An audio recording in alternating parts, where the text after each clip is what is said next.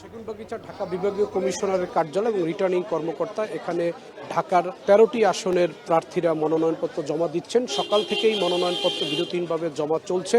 তবে এখানে খুব উল্লেখযোগ্যভাবে বিএনপি এবং জামায়াতের যে সমস্ত হেভিওয়েট প্রার্থীরা ঢাকায় রয়েছেন তেমন কেউ আসেননি। এখানে বেশিরভাগই প্রার্থীদের পক্ষে তাদের প্রতিনিধিরা এখানে মনোনয়নপত্র দাখিল করেছেন।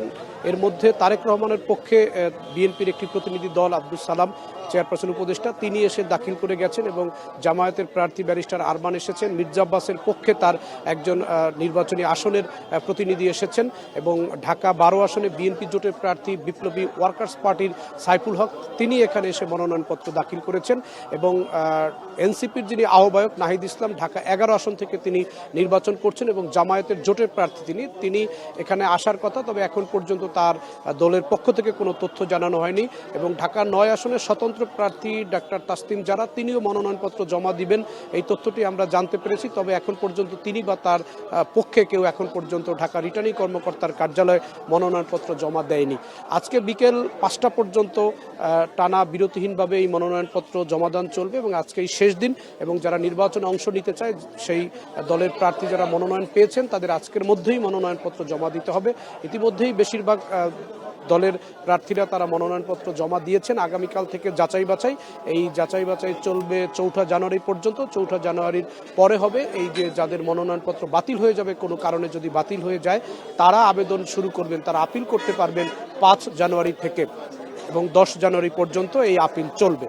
এরপরেই হচ্ছে এই প্রতীক বরাদ্দ এবং নির্বাচনের আনুষ্ঠানিক প্রচারণার দিনগুলো ঘনিয়ে আসবে।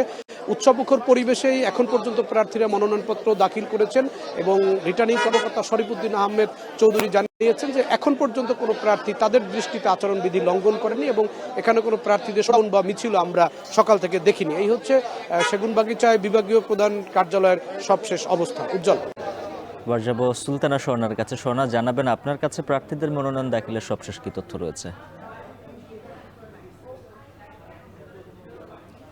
উজ্জ্বল, যেহেতু আগারগাঁওয়ের এটি আঞ্চলিক অফিস তাই কিন্তু ঢাকা ১৩ এবং ঢাকা ১৫ এই দুইটি আসনের যারা নির্বাচন করছেন তারাই কিন্তু এখানে মনোনয়নপত্র জমা দিচ্ছেন এবং আপনারা হয়তোবা দেখতে পাচ্ছেন পর্দায় জামাতের আমিরের পক্ষ থেকে রিটার্নিং অফিসে মনোনয়নপত্র জমা দিতে এরই মধ্যে এসে উপস্থিত হয়েছেন সংগঠনের সহকারী সেক্রেটারি জেনারেল মাওলানা আব্দুল হালিম এবং এসেছেন কেন্দ্রীয় নির্বাহী পরিষদের সদস্য জনাব মোবারক হোসাইন এবং তার আগ পর্যন্ত কিন্তু আমরা দেখেছি সকাল থেকে ঢাকা ১৩ এবং ঢাকা ১৫ আসনের বিভিন্ন প্রার্থী যারা রয়েছেন অর্থাৎ বিএনপির পক্ষ থেকে ঢাকা ১৩-র পক্ষ থেকে ববি হাজ্জাজ তিনি মনোনয়নপত্র জমা দিয়েছেন। তার পাশাপাশি কিন্তু আমরা দেখেছি মিল্টনকে শফিকুল ইসলাম খান মিল্টনকে ঢাকা ১৫ হিসেবে প্রার্থী হিসেবে বিএনপির মনোনয়নপত্র জমা দিতে এবং এরই মধ্যে জামাতের আমিরের পক্ষ থেকে তার যে মনোনয়নপত্র জমা দেওয়ার যে টিমটি রয়েছে তারা কিন্তু এসে পৌঁছেছেন।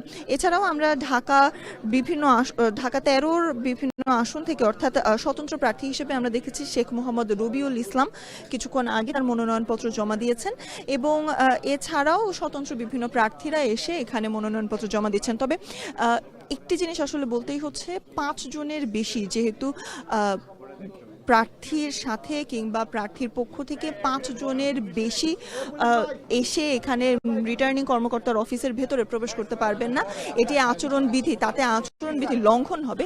তাই কিন্তু পুলিশের পক্ষ থেকে এবং রিটার্নিং অফিসের পক্ষ থেকে কিন্তু বারংবারই বলা হচ্ছে যে ৫ জনের বেশি কাউকে প্রবেশ করতে দেওয়া হচ্ছে না এবং আপনারা কিন্তু জামাতের পক্ষ থেকেও সেটি দেখতে পাচ্ছেন যে ৫ জনের বেশি কিন্তু প্রবেশ করতে দেওয়া হয়নি এবং তাছাড়া যে সমর্থকরা রয়েছেন বা কর্মী যারা রয়েছেন তারা যারা আসছেন অধিকাংশকেই রিটার্নিং অফিসের বাহিরে অপেক্ষা করতে হচ্ছে কিংবা তাদের কিন্তু নিচেও অনেকে আমরা দেখেছি অপেক্ষা করতে অপেক্ষমান অবস্থায় এবং আচরণবিধি লঙ্ঘন নিয়ে আমরা যখন কথা বলেছি তখন কিন্তু একটি জিনিস দেখেছি যে প্রার্থী যারা রয়েছেন তারা কিন্তু আচরণবিধির কথাটি মেনেই চলার চেষ্টা করছে। উজ্জ্বল, আজ সারাদিন যেহেতু এই মনোনয়নপত্র জমা দেওয়া হবে তাই কিছুটা সময় আরও আমাদের অপেক্ষা করতে হবে আরও আরও কোন কোন প্রার্থী আসলে মনোনয়নপত্র জমা দেবে সেটির আসলে সঠিক পরিসংখ্যানটি পেতে। উজ্জ্বল।